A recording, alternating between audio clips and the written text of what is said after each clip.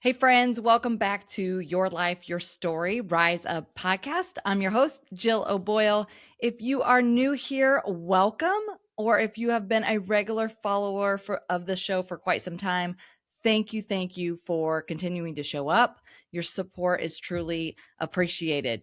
So today we're going to dive into our last pillar on a mini series I'm hosting on workplace happiness. We've completed the first 4 pillars. If you've missed those, I would encourage you to go back and give them a listen. As a quick recap, we've unpacked the following pillars to obtain true workplace happiness, right? So this was a series, an episode that I did with Melissa St. John. She talked about these 5 pillars, and I thought, this is so good. We need to break these down. And so that's what we've been doing. The last couple episodes have been breaking down these pillars on how do we find true workplace happiness. This all stemmed from a quote that she shared with me that 75% of the workplace is disengaged. I was like, that is crazy to me. 75% of the workplace is disengaged. And so we started talking about what are these pillars to start getting more engagement in your work? How do we bring happiness into your workplace? And so it's been really fun to just kind of take these 5 pillars and dissect it into some things that you can start to apply to your day-to-day work, and not just work, just life in general, right? So we've unpacked pillar number 1 and number 2. That episode, we talked about unleashing your strengths and how do we blend those with your passion. So we got to know your strengths in your work to truly find joy and happiness. So that was pillar number 1. Pillar number 2. Pillar number 3 was who you work with and why your circle shapes your success and happiness. And then this last episode was on pillar number 4, and we broke down embracing adversity. Yes, we can have adversity and happiness in the same place, right? So how do we choose joy in our life when just everything feels hard? So if you missed that last episode, highly encourage you to go listen to that, especially this time of year, right? We're getting ready to end a whole year. Some of you have just been trying to push through the deadlines. Everything just feels hard. So how do we choose joy in those tough, hard seasons? The holidays are approaching. That can be both joyful, but it also can carry a different weight as well when some of our loved ones are not here and what have you. That's where we're at today. So that brings us today to pillar number 5. And honestly, this one might be the most transformational of them all for me, and that is build your race team.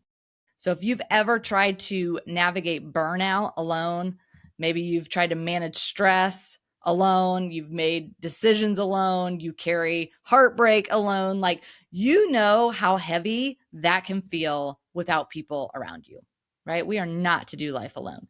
And so your race team is this group of people that's going to pump your tires, right? They're going to put air in your tires when you're really feeling low in life, right? They're going to hand you that water mid-race. They're going to wipe off your windshields. They're going to say, hey, you've got this, keep going, right?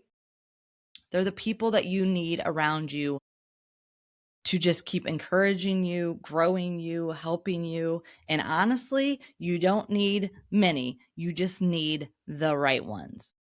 So we're going to dive in today and we're going to unpack, what does research say about this? What does research say about the power of relationships in our work?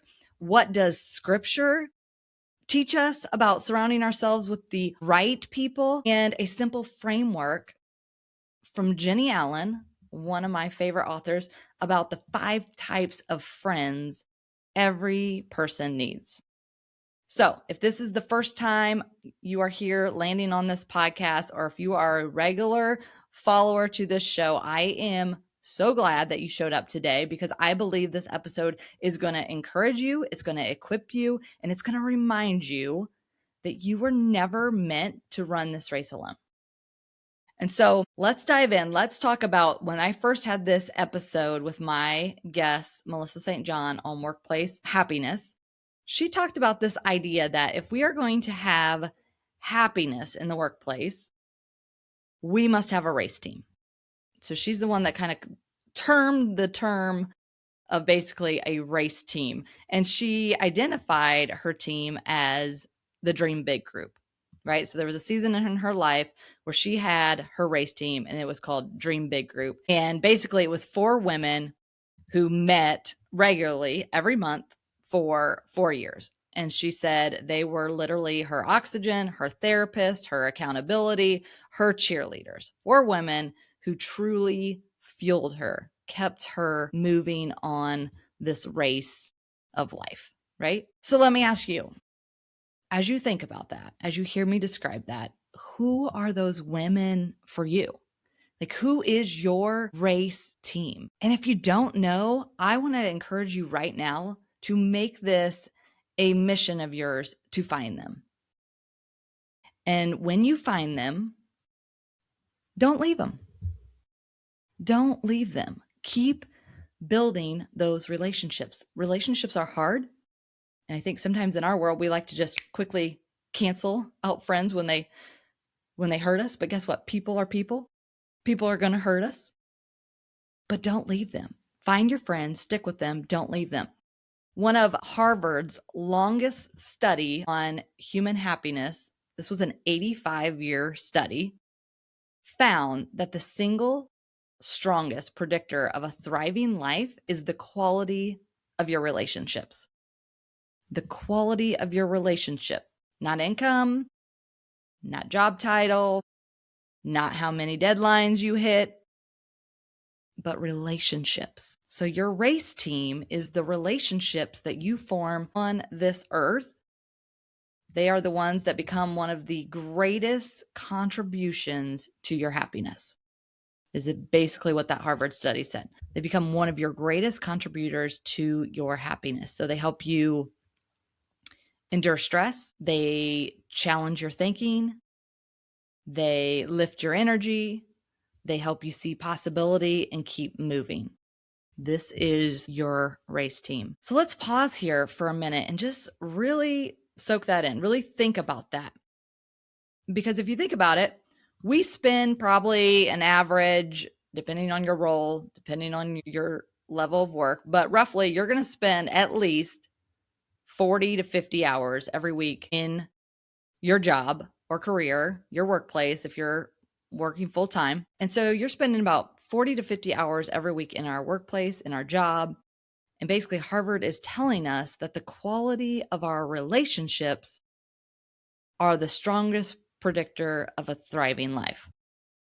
So I don't know about you, but that tells me we better enjoy the people we are working with, right? If we're spending this much time with them and relationships are the basically indicator of a thriving life, like we better figure out who we're working with and we better enjoy them, and not just enjoy them, but we actually should create meaningful connection with the people we work with. Creating meaningful connection with that. Think about that for a minute. Like, do you have, when you think about the people that you surround yourself with daily in your work, in your life, like, do you have true connection? Think about in the term of the place that you work at. Do you have true connection in your workplace? So not the people that you're just passing in the hallway, like not the how's it going in the hallway, or not the polite water cooler chats or those polite Teams chats, but honestly, like real connection. Like the kind where you actually feel seen, the kind where you can just breathe a little deeper, the kind where you're like not carrying everything alone. Not carrying everything on your shoulder, like you actually have connection in your team and you're working together. Think about that for a minute and ask yourself, who do I feel safe with at work? Like, where am I still trying to do like everything on my own? I know there's people in my project management group and my control freaks that are probably trying to do everything on my own. It just feels so much easier to just do it on my own, Jill. I'll have to explain it. But there's people around that you should probably be releasing, delegating some of the things, right? So where do you feel safe in your work? Where are you still trying to do everything on your own? And maybe think about like what role might you need to play to help someone else feel supported. So just reflect on that for a minute and honestly, like write those down and bring those to God and just let God just bring a name or a situation to mind.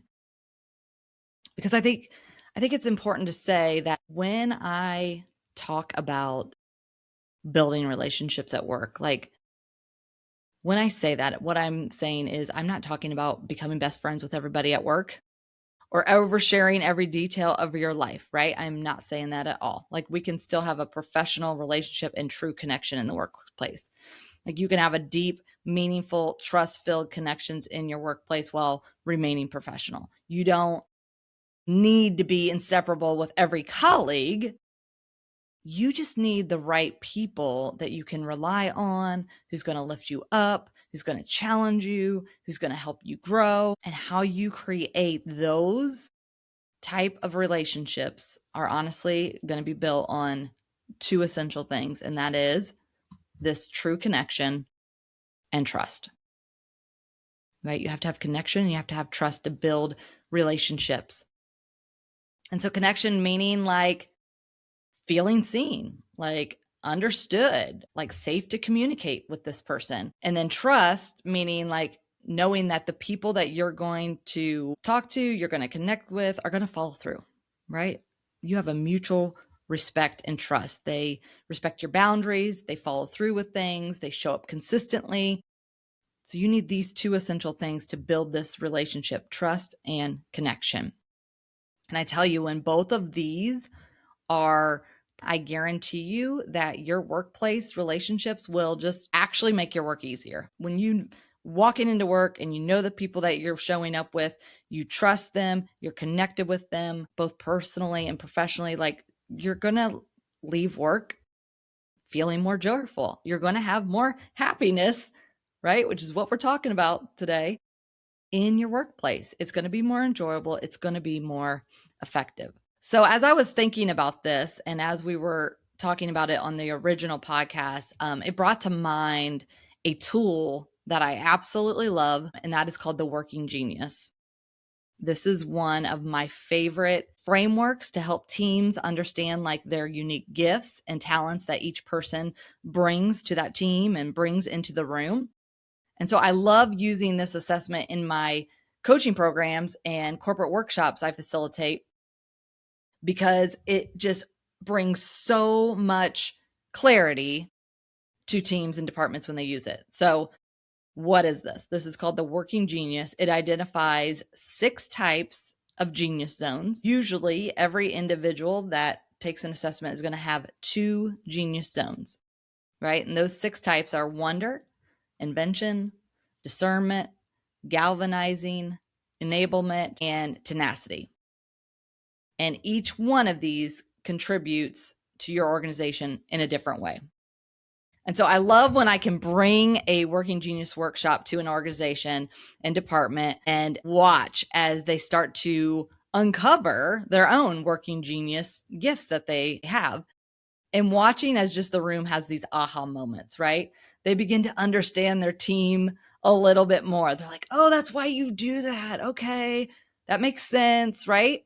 So they're starting to understand their team differences. And as they do that, and as they become more familiar with their team and how each team member is wired, they automatically, they start to begin to not take things so personally, right? Like, okay, that's why you do that. That's why I do this. That's how I'm wired. Oh, this might be where I should delegate because you'd really thrive in this, where that actually frustrates me. So they stop taking things personally. You stop expecting everyone to work the way that you work, right? We're all built differently, so we work differently. You also start seeing each person's contribution as a unique gift. You're able to see them as like, that is why they are so good at that. Like that is their gifting. That is why they thrive when I give them this assignment, right?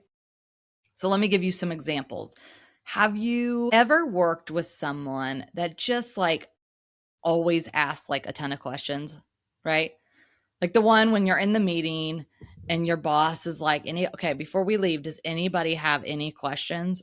And immediately your eyes go to the end of the table because you know Bobby down there is going to raise his hand and he's going to keep you another 15 minutes longer then you have to be there because you know he always has questions. Always has questions. I mean, I bet if you're thinking about somebody right now, you're like, yeah, I know that person. But as you think about that, we got to give Bobby some slack, right? We got to give this person some slack because honestly, people like Bobby, they most likely have the genius of wonder. So whether you like it or not, they are usually helping the team pause, stop, and see what others like you might be missing, right? So they have this gift of thinking through different ideas and creative ways of seeing things that we just don't have, right? So we got to value that, even if it's going to keep us, 15 more minutes later than we wanted to, right? What's another example? Let's think about like that fast moving, action oriented colleague of yours, right? They're the ones that they just know how to get things done.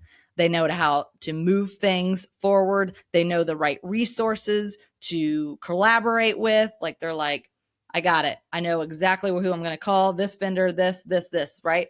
They have a gifting of what's called a galvanizer, right? They're able to just know how to bring the resources and everybody around to rally around a certain project, a goal, and get it to the finish line, right? That is a galvanizer. We love people like that on our team, don't we? Yes, we do. Or maybe that teammate that's absolutely not like that. Maybe they're a little less detail oriented. They would probably fall in the gifting or working genius of an inventor, right? They thrive on creating novel ideas, but they really need to rely on someone else with that genius zone of tenacity, right? That person that loves to cross off a good to-do list, you give them a marching order, they're going to bring it full-fledged along that finish line. They're going to make sure that everything gets done. We also love those people on our team. Yes, we do. So I say all that to say, like, when you know how your team is wired and the unique gifts that they have, it's going to honestly build trust and connection and respect automatically. You're going to be able to know them on a deeper level, which is going to help you connect better with them. You're also going to be able to trust them better because you know how their genius zone works, right? And how you can trust them with, like, I can trust you with this because this is where you're gifted in. And I'm going to stay in my lane over here because this is where I'm gifted in. It's going to be so much more efficient when you know those areas of your team. So as you reflect on your workplace, your race team, I would suggest asking yourself 3 questions. So let's talk about that. Number 1, who on your team brings a different genius than you? Who is that? What gift and genius zone do they have? Okay, number 2, how can understanding that genius zone, that genius gift that they have, help you trust them more? If you would know that genius zone, how would that help you trust them more? And then thirdly, how can you use your own genius gifting, your working genius, to support them in return? So think about those 3 questions. If you've never done a working genius assessment, I'll include a link below to do a coaching working genius call with you. I promise it will change the way that you work. It will also change the way that you just naturally show up and have more joy in the work, knowing exactly why this is effortless for me and this frustrates me.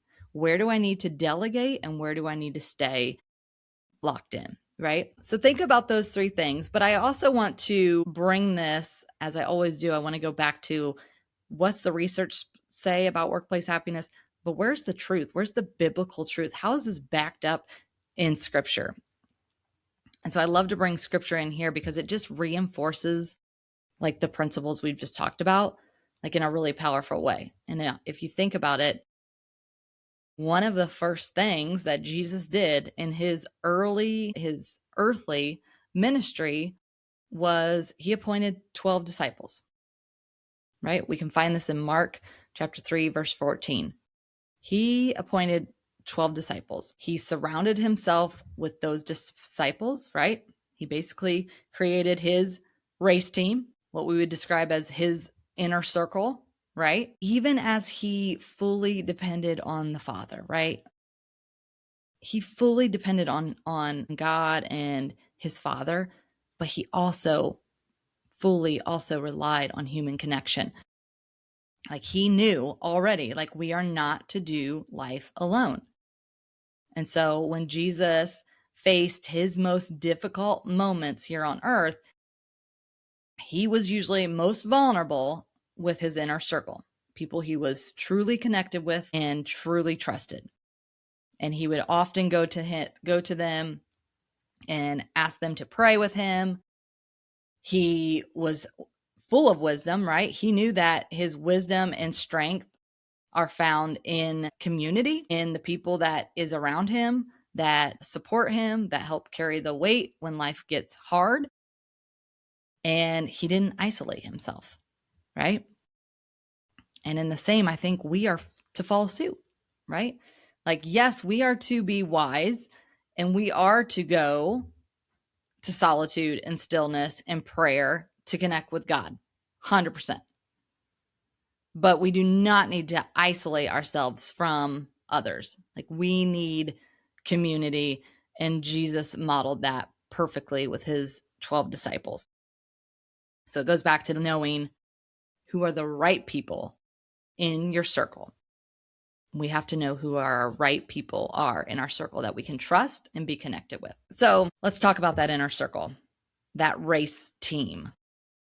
Who do you need on your race team to make it a fulfilling team? Well, Jenny Allen is a New York Times bestselling Christian author. She's a speaker. She's the founder of the If Gathering. And a few months ago, I was listening to her on a podcast, and she shared why we are just starving for friendship and what we need to do about it. And one of her biggest recommendations is we need to ensure that we have 5 types of friends.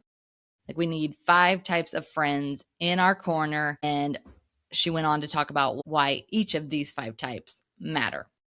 And so as we think about workplace happiness, as we think about relationships, as we think about building the right connection with friends, I thought this is really good stuff. And it's definitely worth sharing because, as many of you women know, our husbands are absolutely awesome. Mine is amazing. But they cannot be everything to us at all times, right? Like, we know this. They cannot be everything all the time. So we need to have 5 types of friends in our corner on our race team. So let's unpack these. What are the 5 friends that you need on your race team? All right, number 1, you absolutely need the encourager. We all need to be encouraged, right? So who's your encourager? It's the one that's going to pump your tires up, right, on your race team. Pump your tires up when you're low. They're going to speak life over you. They're your motivator. They're your cheerleader. They're the ones that you go to when you're like, I just need that encourager. I need somebody to talk me off the shelf here, to pour life back into me, breathe on me a little bit, get me refocused. That is your encourager, right? We also need, number 2, you need a challenger, right? You need a challenger friend. That friend is the one that's going to tell you the truth, even when you don't want to hear it, right? They're going to tell you the truth. They're going to tell you the hard stuff. They're going to be able to widen your perspective a little bit. They're going to be able to sharpen you. They're going to challenge you to think a little bit differently. We need that, right? I mean, I love going to those friends that I'm like, oh, I know they're going to have my back, right? They're going to have my back. They're going to side with me. But we also need those ones that we can call to and be like, I need you to be honest with me. And they're going to challenge you. We need those friends. So the third friend, right? So number 1 is we need the encourager. Number 2 is the challenger. The third friend that we need in our corner on our race team is the counselor, right? This is that friend that you're going to go to for some advice. They give great advice. They probably have the genius zone of discernment. That would be the counselor. They have a great gift of discernment. They'll give you advice. They're wise. They're grounded. They're steady. They're secure. Like, this friend is the one that's going to help you just kind of process out loud, reflect. They're going to help you to grow and not stay stuck. They're going to give you sound advice. That is the counselor. And then number 4, gotta love the fun friend. Got to love the fun friend. I hope I am a fun friend. I think I fall in this category, but I'm also probably an encourager. I do love to motivate. But the fun friend, right? We need that fun friend to keep us alive, to laugh. We need humor. We need laughter, right? So they're the light one. They're the laughter one. They're the ones that they're the life of the party. You want to have them at your party because they're going to be the one that's going to be social and mixing everybody and making sure everybody's having a good time, right? They're also that great friend that you want to call when you just have forgotten how to breathe. Like you're so drained in work. You're so drained in parenting. You're so drained in middle school. Like, like every life feels so crazy and you just need to have a little fun. They're always ready for a good time. You just call them up and they're like, yeah, tell me time, when, place, let's go. Right? We got to have our fun friend.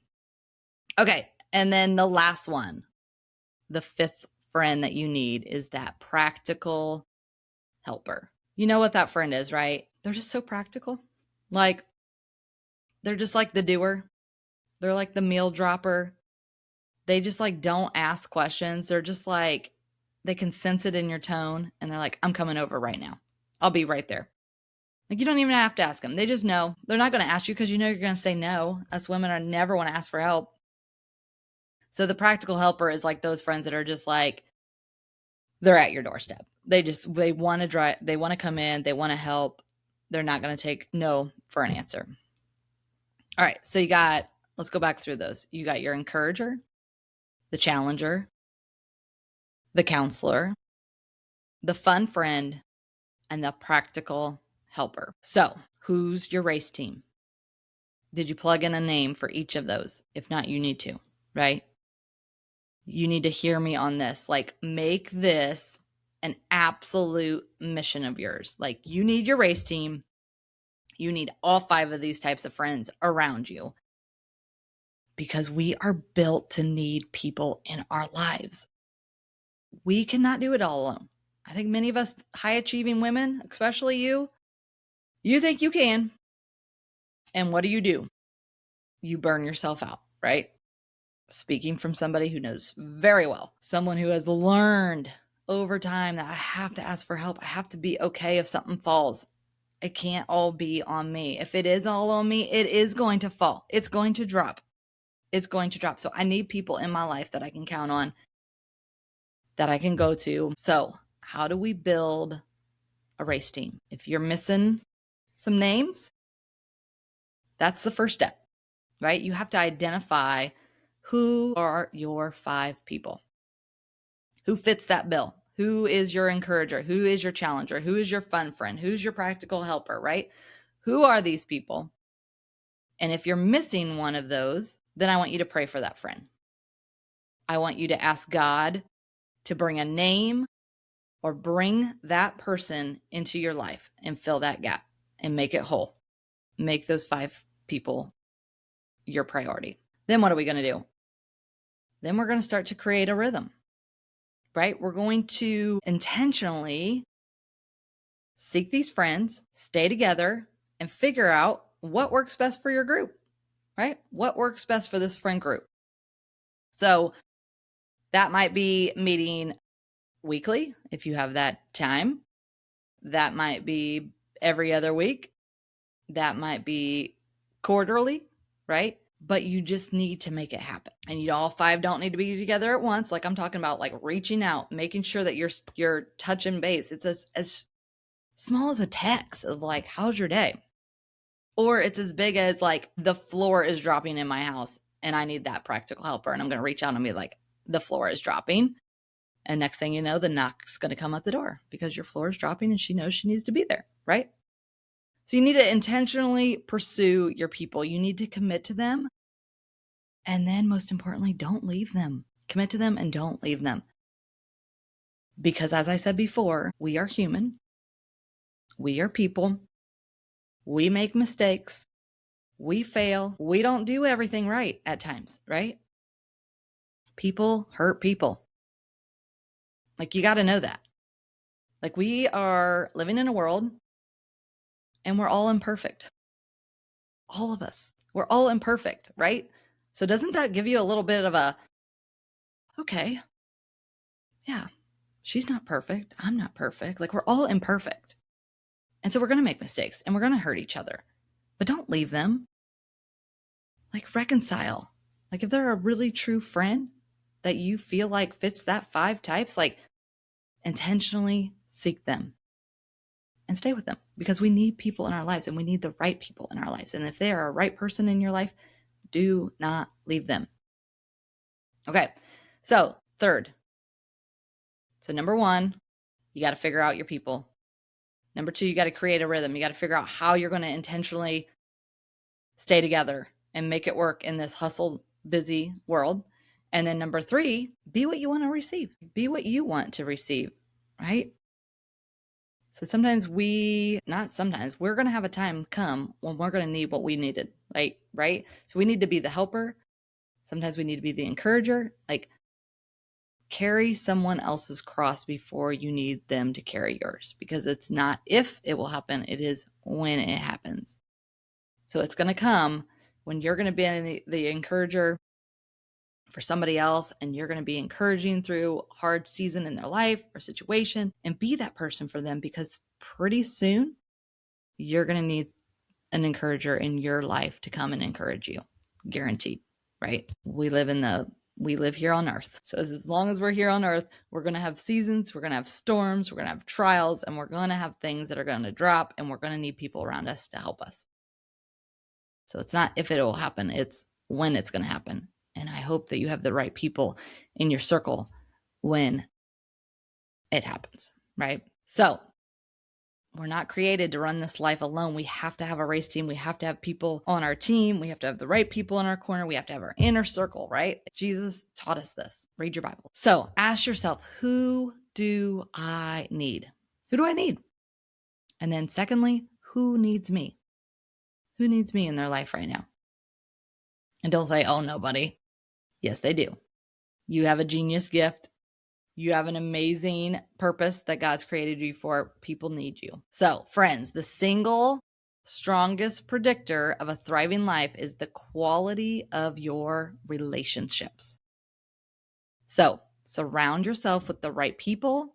And I promise you, when you do, you won't just like survive the race. Like you're going to be thriving in the race that God intended you to run. You're going to be running it so well because you're going to be running it with amazing people that have your back and are in your corner. So if you are one of those people that are trying desperately to figure out your New Year's resolution that you probably won't commit to, but you're going to try to come up with it once again, can I beg you to not even focus on that New Year's resolution? The common ones, right? The weight loss goal, this diet. Like, do yourself a favor and make it a goal in 2026 to just find your people. Make that your New Year's resolution. Make it a goal of yours. Find your people. Don't go a whole nother year like doing life alone. Like, make it a commitment to you and to God that you will build your race team in 2026. Like, you're going to invest in your people. You're going to intentionally pursue them. You're going to love them well. And then lastly, let them love you back. Let them love you. You got to have your people in your life. You got to be connected and you got to trust them. So if you are looking for a faith-filled group of women, I would love to honestly, personally invite you to join 2 of my community that I offer, 2 of my community groups, small groups. One of them is the 828 retreat, and the other one is the Made for More group. So the 828 retreat is a faith-based retreat for busy women that are looking to find connection and clarity and purpose in God's calling for your life. This retreat is typically hosted twice a year. We actually have our next one coming up February 27th through 28th in Noblesville, Indiana. So tickets are on sale right now. You can head to jilloboyle.com. You can grab an early bird rate that is available through the end of December. That is an amazing 2-day retreat, February 27th to 28th, Noblesville, Indiana. Go to jilloboyle.com. I'll also link that retreat registration link in the show notes as well. Second group, if you want to get plugged in and build community and have a faith-filled community in your circle. The Made for More group is an excellent one. Made for More is a free online Bible study small group designed to help women uncover your God-given purpose and live life intentionally. So this is usually offered a few times of a year that we actually do the study, but we have a Facebook group as well to just stay connected throughout the entire year. So we're finishing up our current study right now. We are in December right now at the time of this recording. So we're finishing up our study right now, but we'll most likely be opening another study in March of 2026. So if you would like to join or be included in the updates about when that next study is going to be launched, click on the link in the show notes below. And it'll give you all the information about what the Made for More Bible study entails. It's free. It's 8 weeks, super easy. And honestly, it's one of the most life-giving things that I do is able to just break down how God has uniquely gifted us with our people, with our places, with our passions, with our gifts. Like by the end of the Made for More Bible study, you will know yourself better than you've ever known yourself. And you'll be able to look and say, wow, all of these threads of my life were not accidental. Imagine that. They were all on purpose, leading you to your purpose. So wonderful study. If you are interested in learning more about who you are, who God created you to be, and the purpose that he has for your life, I would highly recommend either one of these, Made for More Bible Study or the 828 Retreat. It's exactly what both of these communities offer. So I cannot believe, literally, that we are wrapping up another year. Like 2025 truly felt like a blimp. Like it went by so fast, but I have honestly loved sharing stories with you this year. And I am so looking forward to what is to come in 2026. So be sure that you are subscribed to the podcast so that you never miss an episode. Next year, 2026. Oh my gosh, cannot speak. Will be packed with inspiring guests and episodes that are designed to help you really live with intention, break free from burnout and survival mode, strengthen your leadership presence, and just grow in faith and clarity and help you to fully step into the calling that God has on your life. So I look forward to seeing you in the new year. May you have a wonderful holiday season and a Merry Christmas. Until then, go out and make it a great day. Be you, love life, and as always, keep rising up.